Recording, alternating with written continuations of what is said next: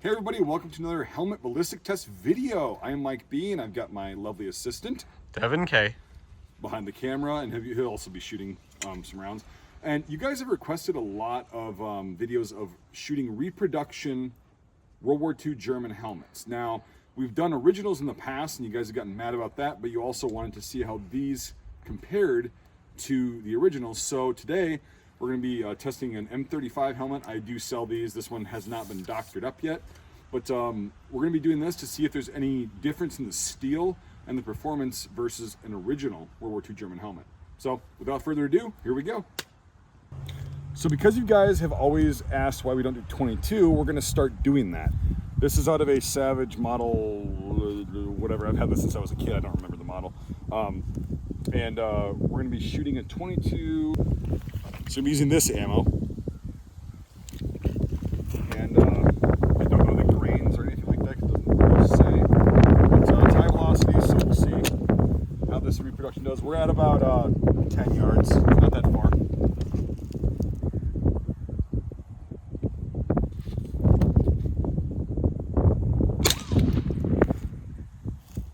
You hear that ricochet?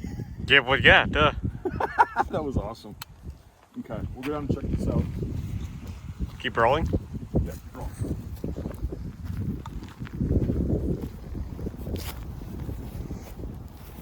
So I hit it, it was angled this way. I hit it right there, and it appears to have bounced off that way. It made a cool sound. But that's a 22, so this is very mild steel, as we can see already. So, all right, we'll continue on. So now I'm going to be doing 32 ACP, 72 grain, full metal jacket out of a Ruby. We're at about 5-6 yards now. We kind of decreased the distance because it's a pistol.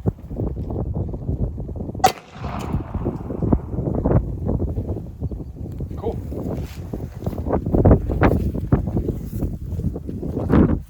Actually, weird. That's interesting. Yeah. So it did defeat a 32 ACP at like 7 yards. That's actually pretty impressive. I like how we could see the the awkward stainless steel they're the using. polished steel. Yeah. So That's interesting. that is pretty cool. We'll move on to a different caliber. All right, so now this is going to be 94 grain 380. out of what? SIG 230. Nice.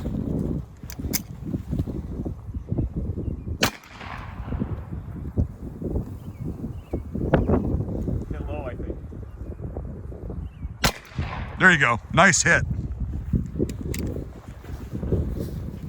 Oh yeah, that punched right through. Yep. All right, so now we're gonna be shooting 124 grain full metal jacket 9mm out of a Sig Sauer P210. Again, we're at the same distance. For pistols, it's gonna be the same distance. We're gonna do a broadside shot.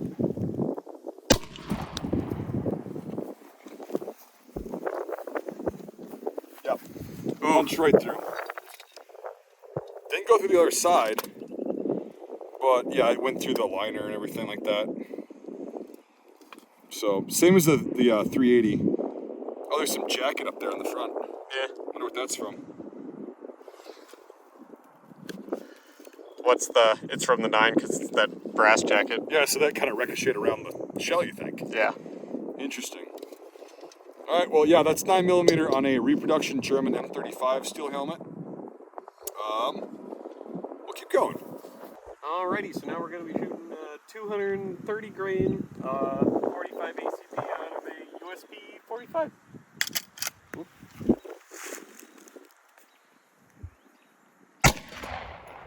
Right through it.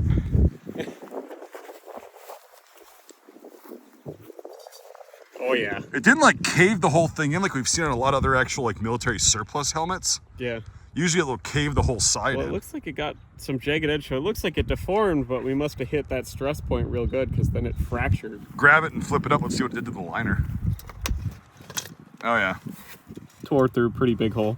Yep. There's still a lot of metal in there you could hear rattling Oh around. really? Can you see if you can find it? Well, there's maybe? a couple little bits of copper and everything that you could see.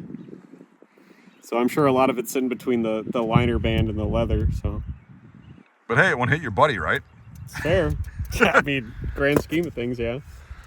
All right, we'll just continue on. We got two more left. we're just gonna do pistol rounds on this one, guys, because so far not so good. But yeah, here we go. All right, so I've got 7.62 by 25 choke rib. This is Polish surplus or Czech surplus. Either way, 85 grains. This is usually the one where you're like, okay, this is a decent helmet. If it can defeat this, I don't have high hopes for this. I do. We'll see. Oof. Yeah, I don't think so. Nice neat little hole. Yep, so I hit it there. Oh, it went out the other right side. out the back. Yep, that's what I said. I bet you it goes through both sides. Yeah, the toke is a hot little round, even out of a pistol. Yeah, I can hear it now. Oh, real German one's better. Oh, right, but you guys have asked me, well, how does a reproduction one compare to an original? The original actually didn't do this poorly. No. It did not great, Yeah. but not this bad. I mean, this is just mild steel, guys. It's the same gauge, it's the same weight and everything. It's just a different type of steel. It's not tempered. And that's the kind of point that I've been making to people in the comments. It's like, it's a very different kind of steel. Just because the original one's broke doesn't mean it's a bad helmet. It just means that it's a different kind of steel. But hey, we'll keep going. We're gonna do something real fun now. Alrighty, well now we're gonna shoot 147 grain out of a 357 Magnum out of a Ruger GP100. Yep. Yep. Pretty standard. Sorry about the wind, guys. I'm trying to mitigate it, but it's a very windy day out. So that right there is the hole, Yep. the entrance. No exit. Maybe it was the angle. That's weird. No dents or anything. Oh, there's a lot of jacket in there. Yeah. Bits and chunks. Yeah. It's stuck. It's hot. Yes, that's Yeah. 57. Yeah. So it didn't actually penetrate both sides, which is very unusual because usually whatever a toke's going to penetrate both sides, a 357 at this distance will. That's the sweet spot, I guess. Yeah, I guess. Your friend's not dead if it's a 357. But look at the amount, look at the crater on that thing. Yeah. I mean, that's pretty. I'm surprised it didn't like blow more paint off. That's a lot more energy. I know. So the paint must be really good. But yeah. All right, well, let's wrap this up. So overall, it kind of performed how I would expect for a reproduction helmet made out of mild steel to perform. But weirdly enough, like Devin, based on our past experiences with actual surplus helmets, it's not that different. No, it's pretty consistent. You know, it stops the smaller rounds. It stops over penetration from rounds that usually go through both layers. So yeah, I would actually say, I never thought I would say this, but this reproduction M35, ow, damn it. There's a jacket sticking out of the frickin' leather there. This is actually on par with most historic military surplus helmets that we've tested. What do you think, Devin?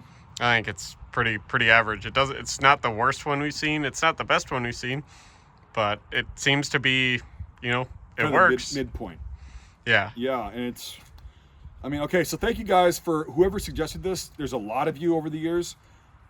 Thanks, because I was just like, oh, it's a waste of time and energy because it's just going to be, everything's going to cut through it. Well, it didn't, and it performed, again, like I said, like a lot of legit military surplus helmets. So whatever steel they're using, it's like 18 gauge, I think. It's all right. And I do sell non-shot up repros that I, do different decals on, different paint jobs on in my shop at mikesmilitaria.com.